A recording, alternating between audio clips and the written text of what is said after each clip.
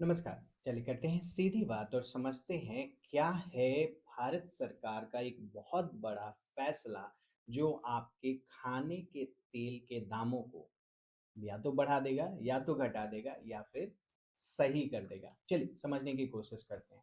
तो 2023 से पहले कुकिंग ऑयल जो थी आमतौर पर 1 लीटर या फिर आधे लीटर जो कि 500 मिलीलीटर है उसके आकार में बेची जाती। लेकिन 2023 में सरकार ने इसे क्या किया, डीरेगुलेट कर दिया कि आप किसी भी पैकेजिंग में इसको बेच सकते हैं।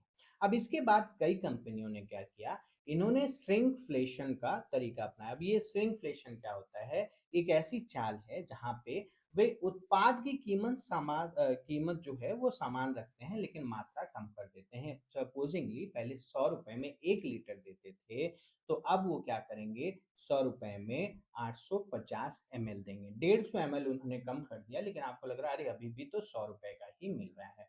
अब ज़्यादातर ग्राहक जो होते हैं वो प्रति लीटर कीमत की गणना करके ही ब्रांड से इन चीज़ों को खरीदते हैं। तो अगर मान लीजिए 850 एमएल तेल जो है ₹165 में बेचकर एक कंपनी ग्राहकों को यह विश्वास दिला रही है कि ₹180 में जो 1 लीटर तेल मिल रहा है, इनका कितने में? इनका तो 165 में मिल रहा है। लेकिन ये भूल ये कर दे रहे हैं, मान लीजिए ग्राहक जो हैं कि वो 850 एमएल ही दे रहे हैं, वो 1 लीटर नहीं दे रहे हैं। लेकिन आप कंपैरिज़न 850 एमएल और 1 लीटर का नहीं कर रहे हैं। आप कंपैरिज़न कर रहे हैं कि अरे वो ₹165 में आ रहा है और दूसरा जो है वो ₹180 में। अब हो सकता है कि आप बहुत ज़्यादा पढ़े लिखे हो, आप बहुत ज़्यादा ध्यान देते हो, लेकिन भारत की जो ग्रामीण परिवेश है उनका भी ध्यान रखिए, बाकी सारी जगहों को भी ध्यान रखिए, तो आपको समझ में आएगा कि ये सच में एक बहुत बड़ा प्रॉब्लम है। अब सरकार ने क्या किया है, सरकार ने कहा कि सभी खाद्य तेलों के लिए 9 विशेष मानक आकार जो हैं वो निर्धारित किए गए हैं। 200 ML, 500 ML, 1 litre, 2 litre, 3 litre, 4 litre, 5 litre, 15 litre और 20 लीटर। अब जो ये 550 एमएल और 850, 950 होता था ना, ये नहीं हो पाएगा। अच्छा, 200 एमएल से जो कम पैक हैं, उनको वो छूट मिला है कि वो 90 एमएल या 160 एमएल कर सकती है। क्यों दिया गया है? ताकि छोटे पैकेट्स बनाने वाली छोटी कंपनियों और दुकानों पर बुरा प्रभाव ना पड़े। अच्छा, कंपनियों को इसके लिए 3 महीने का समय भी दिया गया है। तो डिपार्टमेंट ऑफ कंज्यूमर अफेयर्स ने ये लीगल मेट्रोलॉजी के तहत नए नियम जो है वो पेश किए हैं। अच्छा, ये नए नियम बिना किसी अपवाद के सभी पर लागू होते हैं, जैसे कि मान लीजिए घर पर इस्तेमाल होने वाली कुकिंग ऑयल जो है या फिर नारियल, पाम, रिफाइंड मूँगफली, सूरजमुखी और सरसों का तेल है। इसके अलावा यह नियम केवल घरेलू स्तर पर उत्पादित तेलों पर नहीं, बल्कि अगर कोई तेल बाहर से इम्पोर्ट किया जा रहा है, आयात किया जा रहा है, तो उन तेलों पर भी लागू होगा। अच्छा, सबसे पहले खाद्य तेल ही क्यों? बाकी सारी चीज़ें जैसे मसाला हो गया, आटा हो गया, चावल हो गया, उन पे भी लागू करना चाहिए।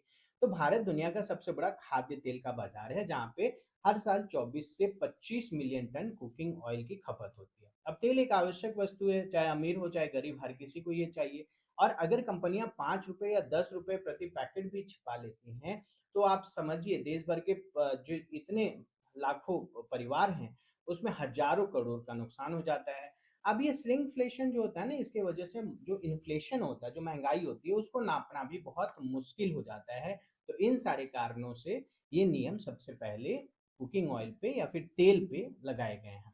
इससे पहले सरकार ने इसके लिए एक और चीज़ किया था कि यूनिट प्राइस जो है, यानी प्रति 1 लीटर की सटीक कीमत जो है वो छापनी होगी।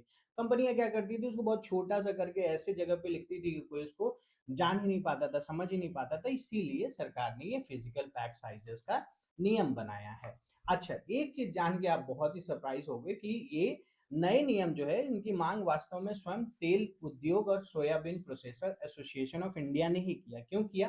क्योंकि देखिए, जो कंपनियाँ ईमानदारी से 1 लीटर तेल सही मानक पे बेच रही हैं, उन्हें तो नुकसान हो रहा था ना। उन्हें तो बाकी कंपनियाँ जो कम तेल दे रही हैं, वो उनसे ज़्यादा पैसा भी ले रही हैं, लेकिन मार्केट में लोगों को लग रहा है कि अरे! ये कंपनियाँ जो हैं, वो ज़्यादा सही हैं।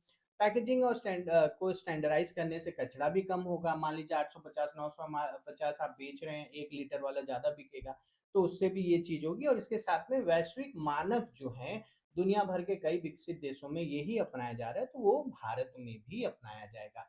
तो खाने के तेल पर जो सरकार का बड़ा फैसला आया है, इसके बारे में आपका क्या कहना है? आप हमें ज़रूर बताइए और ये बताइए कि आप खाने में सबसे ज़्यादा किस तेल का इस्तेमाल करते हैं? और इसके साथ ही अगर आप किसी एग्ज़ाम की तैयारी कर रहे हैं, तो करते रहिए, गिव अप मत करिए, साथ में कुछ और करियर का प्लान बी भी रखिए और आज नहीं तो कल अगर आप गिव अप नहीं करेंगे तो सफल ज़रूर होंगे और अगर आप सब्सक्राइब करेंगे तो हम ज़रूर मिलेंगे। धन्यवाद।